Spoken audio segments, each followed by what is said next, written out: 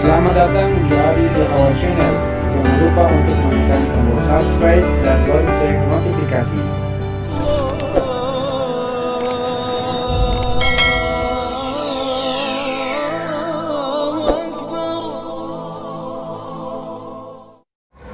Bismillahirrahmanirrahim.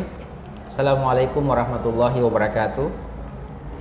Alhamdulillahirabbil alamin. Allahumma sholli ala sayyidina Muhammad wa ala ali sayyidina Muhammad.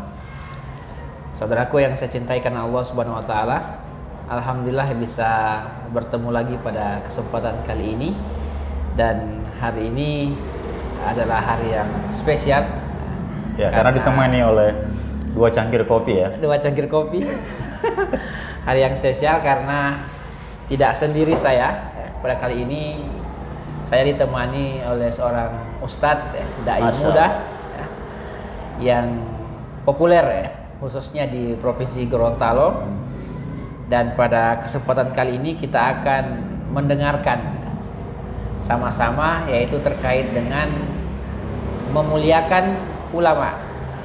Jadi topik ulama ini merupakan topik yang lagi trending saat ini, dan kita akan mendengarkan pandangan-pandangan beliau terkait bagaimana posisi ulama dan memuliakannya, dan banyak hal nanti akan coba kita gali.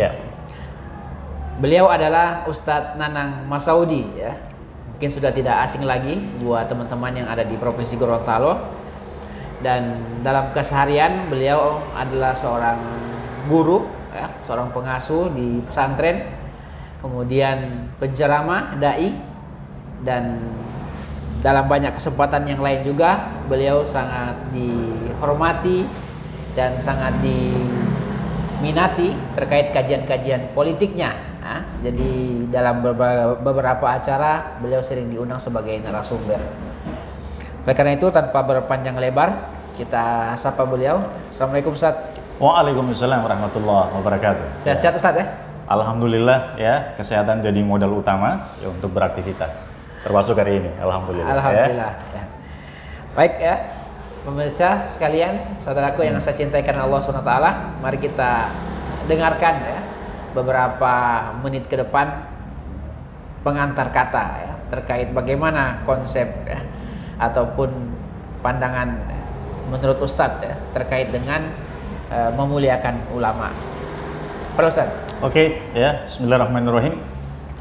Assalamualaikum warahmatullahi wabarakatuh. Waalaikumsalam warahmatullahi wabarakatuh. Alhamdulillahi wa kafa, wassalatu wassalamu ala habibil mustafa wa ala alihi wa ashabihi ahli tuqa wal wafa.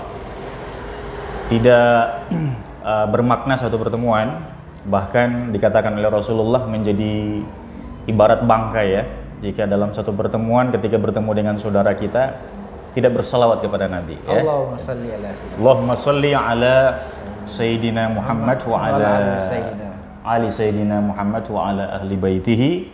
Dan semoga saja perjumpaan kita ya, wabil khusus ya, perjumpaan saya dengan Ustadz Ali Hawa yang beberapa kali direncanakan tapi ya selalu kandas ya. Ya, beliau punya aktivitas kesibukan tersendiri, ya kami juga demikian ya.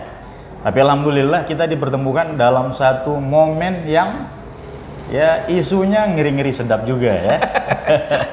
Jadi memang harus diakui situasi umat Islam khususnya di Indonesia ya hari-hari ini memang lagi dalam keadaan yang agak sensitif ya.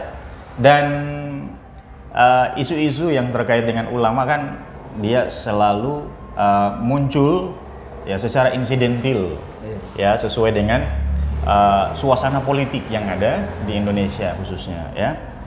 Dan ini yang jadi bahasan kita.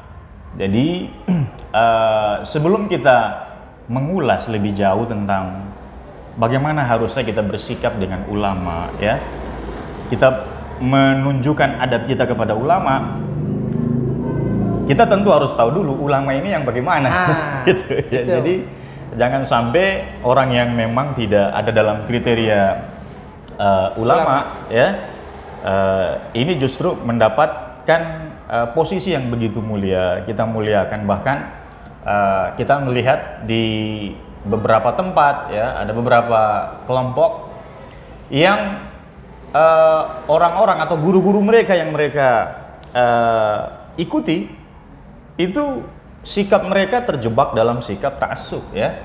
Jadi fanatisme buta, mengikuti tanpa kepahaman.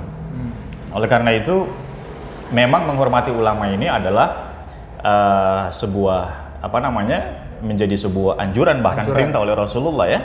Jadi man akrama aliman faqad akramani, kata Nabi. Siapa yang menghormati ulama, kata Nabi, maka dia menghormatiku. Ya, dan man akramani faqad akramallah. Siapa yang menghormatiku, maka dia juga menghormati Allah. Fa ma'wahul jannah, kata Nabi. Maka orang-orang yang menghormati ulama ini balasannya jelas. Ya, balasan jelas, surga ya gitu. Mereka adalah para penghuni surga. Karena orang yang benci ulama sebaliknya pasti akan mendapatkan kehinaan ya. Gitu. Dan kalau kita berbicara soal sosok ulama itu sendiri yang seringkali masyarakat awam melihat bahwa label keulamaan itu ada pada orang-orang yang sering dipanggil ustadz, dipanggil kiai ya, dipanggil guru ya gitu, dan bentuk-bentuk sapaan-sapaan yang memang sudah sangat akrab di tengah-tengah masyarakat Indonesia ya. Gitu. Dan tentu saja ulama itu adalah sebuah posisi yang begitu mulia ya, posisi mulia di sisi Allah, bahkan di tengah masyarakat dia mendapatkan tempat yang sangat spesial ya. Itu bahkan satu tafsir tentang ayat mentaati pemimpin itu ditafsirkan sebagai ulama gitu ya, pemimpin yang memiliki kriteria keulamaan itu yang harus ditaati. Atiullaha wa atiur rasul wa ulil amri minkum ya. Dan ulil amri di situ adalah para pemimpin ya, yang pada diri pemimpin itu ada kriteria keulamaan. Nah sekarang mari kita coba maknai, kita coba pahami sebenarnya ulama ini yang bagaimana gitu ya. Satu catatan penting, seorang ulama pasti tidak akan mengaku-ngaku dirinya ulama. Jadi dia tidak butuh pengakuan ya. Tapi yang ada pada dirinya adalah nilai-nilai keulamaan itu. Sehingga ada dua nanti hal yang bisa kita maknai dari derajat keulamaan seseorang itu. Ada yang memang dilabeli oleh masyarakat, ada yang memang disematkan oleh masyarakat. Seperti tadi ketika mereka memimpin sebuah institusi keagamaan ya, mereka menjadi pengurus di sebuah lembaga keagamaan Islam ya, pondok pesantren ya. Nah, ini mereka secara secara umum selalu dianggap sebagai ulama ya. Dari sisi bahasa secara harfiah, ulama itu sendiri kan sebenarnya diserap dari Lughatul Arabiyah ya, bahasa Arab yang merupakan jamak dari kata alim. Jadi panjang ya, alim. Ya, alim. Ini dimaknai bahwa ilmunya juga panjang gitu ya. Jadi bukan alim ya. Kalau alim biasanya di Gorontalo disebut alim-alim bulotu ya.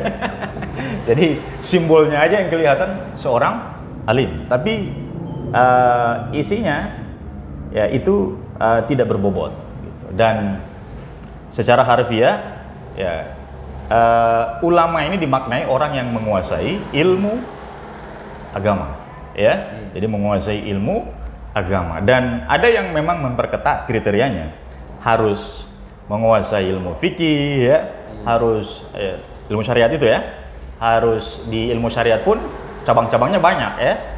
Dia harus menguasai nasakh dan mansukh ya, usul fikihnya gitu ya. Dia paham bagaimana mengistimbat hukum fikih dan lain sebagainya ya. Dia menguasai akidah gitu, dia menguasai bidang muamalah gitu, dia mengetahui hukum-hukum. Nah, ini sudah, kalau di Mesir sudah ustadz ya, udah profesor itu ya. Akhlak. Iya, akhlak gitu. Tapi Imam Syafi'i justru ya memberikan satu pemahaman kepada kita ya, bahwa yang dikuasai itu adalah hal-hal yang memang tidak bersumber kecuali dari Allah, dari Rasulullah. Ya. Jadi apa yang menjadi perkataan Allah itulah ilmu. Apa yang menjadi perkataan Rasulullah, nah itulah ilmu. Apa yang ada dalam kitabnya, ada dalam hadis Rasulullah, itu ilmu yang dimaksud ya oleh Imam Syafi'i. Ya di luar itu, nah itu ilmu-ilmu yang akan menyibukkan manusia di dunia saja. Gitu. Dan sehingga itu kita harus pahami bahwa seorang ulama adalah ulama yang tidak akan pernah kenal lelah untuk terus mencari ilmu dari dari sumber yang benar. Dan kita tahu bahwa hakikat kebenaran itu adalah milik Allah gitu. Sehingga itu apa yang mereka kejar adalah ilmu-ilmu yang seperti itu gitu. Tapi itu satu ya, secara harfiah disematkan langsung oleh masyarakat karena masyarakat memberikan pengakuan bahwa mereka lah yang menjadi sumber rujukan gitu. Tetapi di Al-Quran ya punya makna hakikah mungkin ya. Jadi boleh juga kita mengkombinasikan kedua makna ini sebenarnya. Al-Quran sendiri kan di dalam surah Fatir menyebutkan innama yakhshallahu min ibadihil ulama. Sesungguhnya yang takut kepada Allah di antara hamba-hambaku adalah para ulama, orang-orang yang mengetahui, orang-orang alim. Jadi ada kata yakhshallah, yang takut pada Allah. Di dalam Al-Quran ada dua penyebutan kata takut ya, yakhshallah dan khauf. Ya, kalau khauf itu ketakutan manusiawi. Ya, la khaufun alaihim walahum zanun. Ketakutan yang tidak ada kekhawatiran, ketakutan yang rasa takut yang menghilangkan ketenangan gitu. Itu khauf. Ya, kepanikan gitu. Tapi khosyah itu adalah rasa takut yang dibarengi dengan rasa takzim akan bukti-bukti kebesaran Allah. Dan ini hanya dimiliki oleh para ulama. Nah, sehingga kalau kita kombinasikan kedua pengertian ini, ya, harfiah maupun hakikah, gitu. Jadi ilmu yang ada pada seseorang itu kemudian itu menumbuhkan rasa takut, ya, kekaguman, takzimnya atas segala bukti-bukti tanda kebesaran Allah, maka ya keulamaan itu kriterianya ada pada orang tersebut.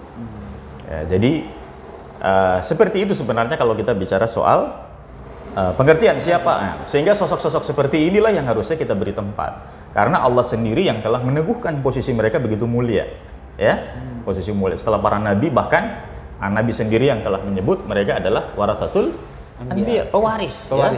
Kalau sudah pewaris berarti sudah dianggap keluarga ya. Dia tidak bisa menyebut-nyebut diri ulama ya. Oh, tidak bisa ya. Saya rasanya memang tidak pantas ya, bagi seorang ulama, karena satu ciri sikap keulamaan itu adalah wara, ya. Jangan sampai justru dengan sikap seperti itu malah yang ada adalah rasa takjub pada diri sendiri, macam haji Ustaz ya? Atau ujub ya, gitu. Takjub. Jadi itu pun adalah sebuah penyakit yang memang Rasulullah meminta kita agar berhati-hati. Takjub terhadap diri sendiri, ya. Ujub. Sehingga seorang ulama ya dengan ilmunya dia akan menghindari sikap-sikap mengaku-ngaku atau meminta pengakuan. Jadi kalau ada mengaku ulama yang minta dia sebut sebagai ulama, berarti bukan ulama. Iya, itu bukan ulama. Jadi biarlah masyarakat yang memberikan tempat kepada tokoh-tokoh ya, para guru kita ya. Gitu. Dan begitulah ya di mata manusia, karena tidak semua ulama itu kalau dari sisi harfiah itu akan diakui oleh semua orang. Boleh jadi ada ulama yang memang diakui oleh pengikutnya sebagai ulama, tapi ada yang membencinya. Ya. Nah, sehingga itu memang kalau dia mengaku ulama, ya tentu tidak semua orang akan setuju, hanya pengikutnya aja yang setuju gitu.